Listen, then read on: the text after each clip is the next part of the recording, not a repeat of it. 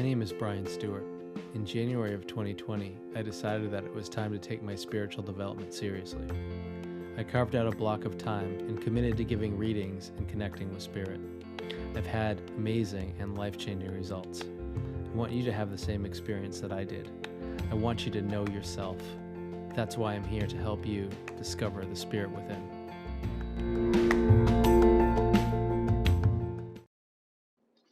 Hello, everybody. It's Bryan again with another Roadcast, those podcasts that you get with information and teaching while on my way to work. So, it's August 9th today. You might be hearing this podcast at a later date, but I certainly hope not. I wanted to talk about it's not me, it's you. So, when we think about that, the first thing that comes to mind is a relationship, doesn't it? Here, it's not me, it's you, or it's not you, it's me, that sort of thing. But this is the reverse of that. It's not me, it's you. In this podcast, I wanted to talk about the very real sensations that you'll feel when you connect to spirit. And when you do that, it can easily be identified as something physical with you. And that's why I feel that people ignore it a whole lot and say, that's me, right? So they say it's me. But in this case, I'm telling you, it's not you, it's them. Okay? So what are some of the things you're talking about, Bryan? Let's talk about this. So in my experience, when there is spirit presence, I might feel a weight in my chest. That's not typical. I might feel heavier. I absolutely feel like sometimes my heart is pounding out of my chest. This is very easily attributed to something like stress, nervousness, anxiety, something like that, right? Because, you might feel this while you're intending to connect to spirit, and it's easier to decipher then, isn't it? Because there we are, where our intention is to connect to spirit either in, like, say, a gallery reading or in a circle, or for a one-on-one reading with somebody, and then, that's not typical for you, and then you get these feelings, and you might think it's just because I'm nervous and I don't want to be wrong. But really, you know what it is? It's spirit coming close to you, coming into your energy with their energy, okay? So when that link starts, you're going to feel it. So it might feel, or you might chalk that up to anxiety or nervousness, but it really isn't. It's the connection with spirit.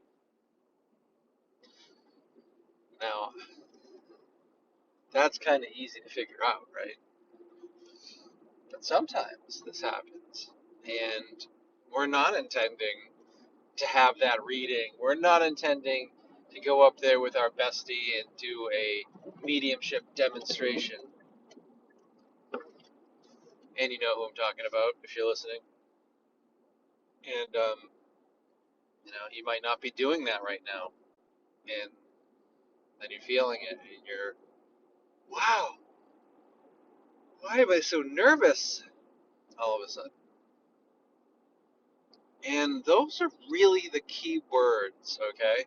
Because it's going to come on you, and you're going to say, wow, why am I nervous all of a sudden? It's surprising to you, okay? Follow me on this one. Let's say you're in an airplane with a bunch of your friends, and on your back is strapped a parachute. You are going to jump out of this perfectly good airplane into the air. You're going to be relying on this backpack that you're wearing, that when you pull the string, out comes a parachute, and you glide effortlessly and safely to the ground below, Wow, that was exhilarating and fun and exciting. If you're on the airplane with a backpack or a parachute, gonna jump out of an airplane, you should be nervous. There's a reason for it. But if you're just going about your normal business, sitting at your desk at work, and all of a sudden your heart starts pounding on your chest, you're nervous, you're anxious. Huh, well, there really isn't a good reason, unless there's that job promotion that you're going for and you're the next to be called in. But if that's not the case and you can't find a reason, it's not you, it's them. Aha. So, what do we do?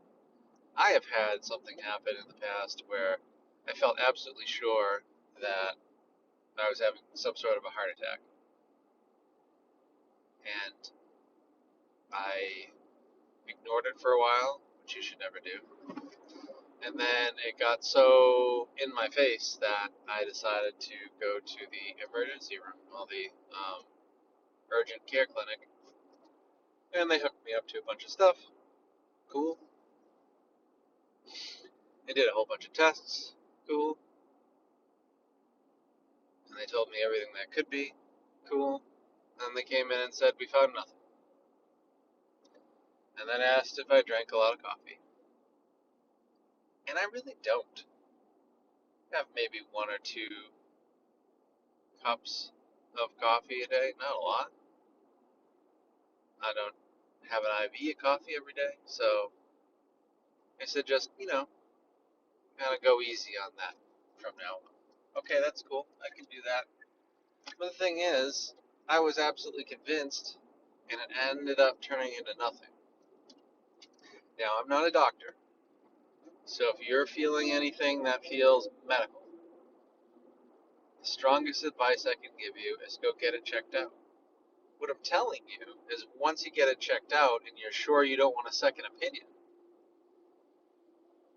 and you come back and say, well, then I don't understand because everybody else is scratching their head. Well, it's not you, it's them. And that's exciting and it's cool because that's what you want. You want to be able to feel the presence of spirit. You want to be able to know there's someone there to talk to, and that the other feelings that you're getting after knowing that you've got someone to talk to are from spirit. That's what we want. But I'm here to tell you, not only to validate the feelings that you get and that you've got, but also to tell you that if you're not already intending to be in the setting that you're going to be delivering a message from spirit, you don't need to accept those feelings. Okay? You don't need to. I don't like those feelings. Okay? So you can 100%, if this is happening outside, you can relay in your mind to your guides and say, no, no, no, no. This isn't happening right now. I'm not intending to be in this space, so I'm not open for business. You can also ground yourself. So grounding yourself is, if you want to, you can imagine these roots coming from the bottoms of your feet, going through the ground and the earth and wrapping all around, going very deep and very wide, wrapping around the core of the earth and grounding you. If you've got a cold water bottle, you can put it on the back of your neck. If you've got something nice to eat, like a nice piece of chocolate or anything actually, going for a walk, anything physical will be very good to ground you. And some of the things that you might need to be grounded from is if you feel a little spacey, a little woozy. So ground. The other thing you can do is clear your energy. Clearing your energy is as easy as repeating mantra or intention. Something like, I release everything that is not mine, and I reclaim all that is. I release all that is not mine, and I reclaim all that is.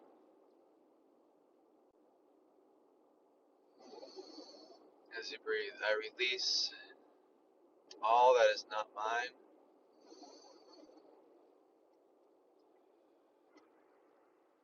and reclaim all that is.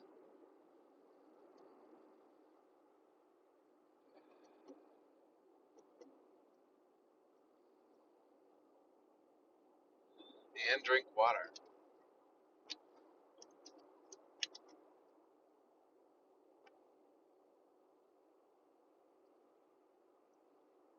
When we connect to spirit, and spirit is connecting to us, the way that these things manifest, like the thoughts and the communication and stuff, is that a little bit of the energy that they have and the little bit of energy that we have blend together in order to make that connection. So it can take a little bit out of you, so it's good to replace the minerals and things like that um, with water or anything with like electrolytes and stuff in it. So it's good to do that. So make sure you're hydrated. So to recap, what I'm saying is sometimes it's not you, it's spirit. So if you're feeling something that you can't really put a reason on why you might be feeling it, then maybe it's spirit. If it's something that might be serious, get it checked out. And if you don't trust your first opinion, get a second opinion. And if your second opinion agrees with the first opinion, they say, I don't know what's wrong, maybe it's spirit. If you're feeling anxious or nervous or your heart's pounding and you don't really have a reason to, maybe it's spirit. And if you're not intending to connect with spirit at the moment, you can do several things to help you out. One is to ground, and imagine those roots coming from the bottom of your feet, connecting deep into the earth, and making sure that you're grounded. You can put a cold water bottle on the back of your neck.